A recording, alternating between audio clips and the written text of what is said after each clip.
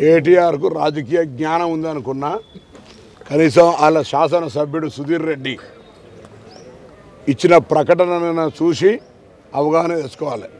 నూతనంగా ప్రభుత్వం ఎన్నికైంది, వారం రోజులైంది. వారం రోజులకే 10 సంవత్సరాలు పరిపాలించారని ఇట్లా మాట్లాడుతూ ఉన్నాడు. నన్ను అడిగే ముందు మీ ప్రభుత్వం ఇచ్చిన హామీలు ఏమేమి అమలైనాయి, ఏమేమి కాలేదో చర్చకు సిద్ధమా అని అడుగుతా ఉన్నాం. మా ప్రభుత్వం తప్పకుండా ఇచ్చిన హామీలు ఇప్పటికే అమలవుతూ ఉన్నాయి. రైతు భరోసా కూడా అకౌంట్లో పడతా ఉంది. మిగతా కార్యక్రమాలన్నీ కూడా కాలపరిమితిలో 100 రోజుల సమయం నిర్ణయించడం దాని ప్రకారంగా జరుగుతాయి. సుధీర్ రెడ్డి గారు చెప్పినారు 6 నెలల దాకా కనీసం మనం ఈ ప్రభుత్వం మీద విమర్శ చేయొద్దని. అదన్నా కనీసం కోడ్ చేసుకో, లేదా మీ అనుమతితో మీ ప్రకటన చూసిన తర్వాత, మీ చిట్ చాట్ చూసిన తర్వాత కడియం శ్రీగారి గారితో కూడా మీరే మాట్లాడుతున్నారని అనిపిస్తూ ఉన్నది. లేకపోతే ప్రభుత్వం ప్రమాణ స్వీకారం చేయకముందే కడియం శ్రీగారి గారు అంటూ ఉన్నారు ఈ ప్రభుత్వం ఉండదు, కూలిపోతుందని. ప్రజాస్వామ్యంగా ఎన్నికై 65 మంది శాసనసభ్యులతో ఉన్న ఈ ప్రభుత్వాన్ని అస్థిరపరిచే ప్రయత్నం జరుగుతున్నట్టే కదా. మీరు అధికారం లేకపోతే బతకరన్నట్టే కదా. ఇది చాలా దురదృష్టకరమైనటువంటి అంశం ప్రజాస్వామ్యంలో. వాళ్ళకు అందరినీ కోరుతా ఉన్నా, మాకు ప్రజలు మార్పు కోరుకొని మాకు అవకాశం ఇచ్చారు. 5 సంవత్సరాలకు ఒకసారి ఎన్నికలు, మేము ఇచ్చిన హామీలు అమలైతే ప్రజలు మళ్ళీ మమ్మల్ని అధికారంలో తెస్తారు. లేకపోతే ప్రతిపక్షంగా మీరు సమర్థవంతంగా ఎదుర్కోగలిగితే ప్రజలు ఎవరికైనా అవకాశం ఇస్తారు.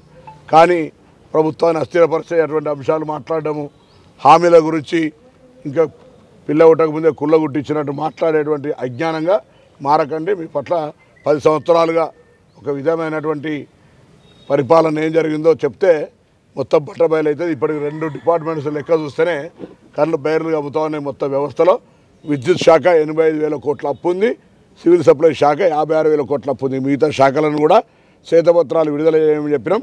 వాటి పట్ల ముందే భయపడి తెలిసి ఈ కార్యక్రమాలు జరిగాయని చెప్తా ఉన్నారు. కానీ కాంగ్రెస్కు సమర్థవంతమైన పరిపాలన అందించగలిగే శక్తి ఉంది. కాంగ్రెస్ అంటే పరిపాలన దక్షత గల నాయకత్వం, మార్గదర్శకత్వం, సలహాలు. మాకేమైనా ఇబ్బంది అయితే పాత్రికేయులు, ప్రతిపక్షాలు, ప్రజలు, ప్రజా సంఘాలు అందరి సలహా తీసుకుంటాం. అందరి సంప్రదింపుల ద్వారా భవిష్యత్ కార్యాచరణ తీసుకుంటాం. మీలాగా మునోఫలి ప్రగతి భవన్ ఆదేశాలు తప్ప ప్రగతి భవన్ వినేటువంటి ఆలోచనలు లేని విధంగా పరిపాలన మాది ఉండదు. ఇప్పటికే కంచెలు బద్దలు కొట్టి ప్రజలకు వేదికగా ప్రజలకు అందరికీ వచ్చి వాళ్ళ అంశాలు చెప్పుకునేటువంటి విధంగా మా వ్యవస్థ ప్రారంభమైంది. అదే మైండ్ సెట్ అన్ని 33 జిల్లాల లోపల ప్రభుత్వం యొక్క ఆలోచన విధానానికి అనుగుణంగా ప్రజల దగ్గరికి వెళ్ళి, అది ప్రజా వాణి కావచ్చు, ఇంకోటి కారు కావచ్చు, ప్రజలకు సంబంధించి అందుబాటులో ఉండాలని సందర్భంగా కోరుకుంటాం. స్టార్ట్ అయింది, SMS వస్తాయి చూడండి, ఆల్రెడీ స్టార్ట్ అయింది ప్రాసెస్.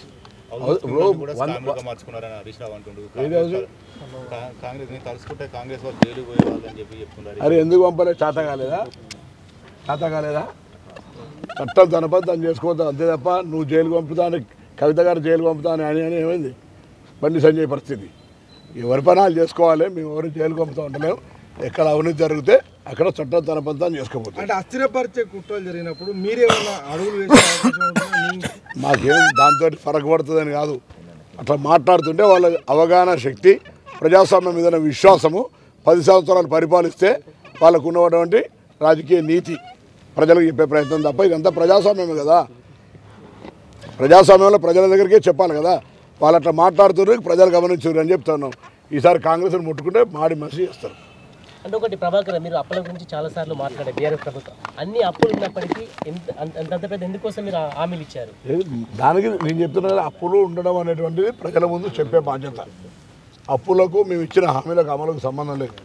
అప్పులు ఉన్నాయని చెప్పి మేము ఇచ్చిన హామీలు ఇవ్వాలా? మహిళలకు బస్సు ప్రయాణం అవుతుందా? 10 లక్షల ఆరోగ్యశ్రీ కార్యక్రమం అవుతుందా? రైతు బంధు అవుతుందా? మాకు 100 రోజుల సమయం ఇచ్చినాం. ఇందిరా మిల్లు ఇస్తాం, చేయి ఇస్తాం, అన్ని కార్యక్రమాలు చేస్తాం, బరాబర్ చేస్తాం. బస్ ప్రయాణం అంటున్నారు, రాష్ట్ర వ్యాప్తంగా ఆటో కార్మికులు ధర్నాలు చేస్తున్నారు, రాస్తారోకోలు చేస్తున్నారు. వాళ్ళకి ప్రత్యామ్నాయాన్ని తప్పకుండా ఇది 15 రోజులకు ఒకసారి సమీక్షిస్తామని చెప్పుకున్నాం. ఒక ప్రారంభం ఇచ్చినాడు. మేము ఎన్నికల మేనిఫెస్టోలో పెట్టాం. కొత్తగా సడన్గా తెచ్చిన స్కీమ్ కాదు. ఆటో కార్మికులకు సంబంధించి నిన్న కూడా రిప్రజెంటేషన్ వచ్చింది. తప్పకుండా వాళ్ళకు సంబంధించిన ఉపాధికి ఎక్కడ కూడా ఇబ్బంది కలగకుండా, అంటే ఇప్పుడు ఫస్ట్ కొంచెం సెటప్ అయ్యేదాకా అట్లా ఉంటారు, దాని తదుపరి ఎవరి వ్యవహారం వాళ్ళకు జరుగుతుంది. వాళ్ళకి సంబంధించి కూడా ఏ విధంగా వాళ్ళకు నష్టం జరగకుండా చూడాలనేది ప్రభుత్వం బాధ్యత. మేము వాళ్ళను ఉపాధి అవకాశాల కొరకే ఉపాధి లేక వాళ్ళు ఆటోలు నడుపుకుంటారు, అట్లాంటి వాళ్ళకి నష్టం జరిగే పని మేము చేస్తాం, చేసే ఆలోచనే లేదు. వాళ్ళకు కూడా తప్పకుండా మా బాధ్యతను పనిచేస్తాం. ముఖ్యంగా పార్లమెంటు మీద దాడి అనేటువంటిది భారతీయ జనతా పార్టీ జవాబు చెప్పాలి. ఎందుకంటే ఎవరైతే అరెస్ట్ అయ్యారో వాళ్ళంతా కూడా భారతీయ జనతా పార్టీ పార్లమెంట్ సభ్యుని లేఖ మీద వచ్చారు. ఎవరికైనా సిఫార్సు చేస్తే పార్లమెంట్ మెంబర్లకు స్వీయ రెస్పెక్ట్ అంటే సెల్ఫ్ రెస్పెక్ట్గా అక్కడ చెక్ చేయరు. వాళ్ళు రాసి ఇచ్చిన వాళ్ళకి పాసలు ఇస్తారు. పార్లమెంట్ ప్రొసీడింగ్స్లో ఎంపీ అంటే చాలా గౌరవిస్తారు. ఆనాడు పెప్పర్ స్ప్రే కొట్టి మొత్తం పార్లమెంటు వ్యవస్థను అవమానపరిచినట్టే ఈరోజు కూడా పాస్ ఇచ్చేటప్పుడు చెకింగ్ ఏమవుతుందో అర్థం కాలే. వాళ్ళు అవి తీసుకొని అసలు పేపర్ కూడా దేనియరు. విజిటర్స్లా నోట్లు కానీ పేపర్లు కూడా పైకి వేయచ్చు అని చెప్పి చిల్లర కాయలు అంటే ఏం పెన్నుతో పాటు ఏం తీసుకుపోనియరు. అటువంటిది వాళ్ళు టియర్ గ్యాస్ తీసుకొచ్చారు అంటే ఇది పూర్తిగా నేను ఒక మాజీ పార్లమెంటు సభ్యుడిగా చెప్తాను, పార్లమెంటు వ్యవహారాల మంత్రి రాజీనామా చేయాలి. దీని మీద ప్రధానమంత్రి గారు పార్లమెంట్లో ప్రకటించాలి. ఇది ఎవరి అసమర్థత, ఎవరి మీద చర్యలు తీసుకుంటారు. ఈరోజు పార్లమెంట్లో రక్షణ లేనప్పుడు ఆనాడు జరిగిందంటే ఆనాడు దాడి జరిగింది అంటే ఆనాడు పార్లమెంట్ ఇంత సేఫ్టీ లేదు, అంత పెద్ద రక్షణ కవచాలు లేవు.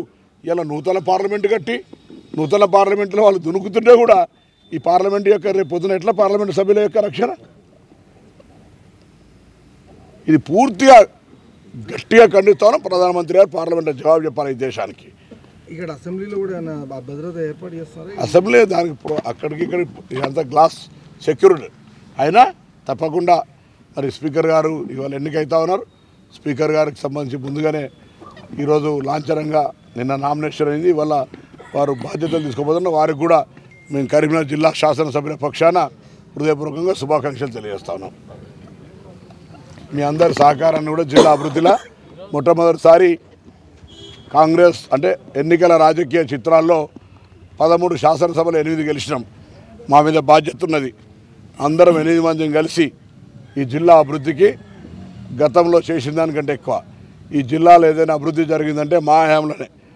అది ఏ ప్రాజెక్టు కావచ్చు, ఏ పరిశ్రమ కావచ్చు, ఏ విద్యా సంస్థ కావచ్చు, ఏ వ్యవస్థ అయినా అటు వెటర్నరీ కాలేజీలు పెట్టుకుంటే ప్రతి వ్యవస్థలో మేము చేసినాయి. ఇలా ఆర్భాటానికి మాత్రమే ప్రకటనలు వచ్చినాయి. వాటన్నిటికి సంబంధించిన అంశాల మీద కూడా మేము మాట్లాడతాం. ఈసారి మాత్రం 13లో 8 మంది శాసనసభ్యులు గెలిచినాం. జిల్లా అభివృద్ధి మా అందరి సమిష్టి బాధ్యత. భౌగోళికంగా మార్పులు ఉంటాయి మీరు ఎన్నికలకు ముందు ప్రకటించినట్టుగా? ఏ ప్రకటించలే, ప్రజల అభిప్రాయానికి అనుగుణంగా ఉంటుందని చెప్పినాం. ఆనాడు కూడా మేము ఒకటే మేనిఫెస్టోలో కూడా చెప్పినాం, ప్రజలు కోరుకుంటున్నటువంటి విధంగా మా పరిపాలన కొనసాగుతుంది. మేము ప్రజలకు దర్వాజా ఖులా చేసినాం. నఫరత్ చోడో మొహబ్బత్ చోడో. మరిన్ని వీడియోస్ కోసం ఛానల్ ని సబ్స్క్రైబ్ చేయండి. లేటెస్ట్ అప్డేట్స్ కోసం వాట్సాప్ ఛానల్ ని ఫాలో చేయండి. అండ్ లింక్ డిస్క్రిప్షన్ లో ఉంది.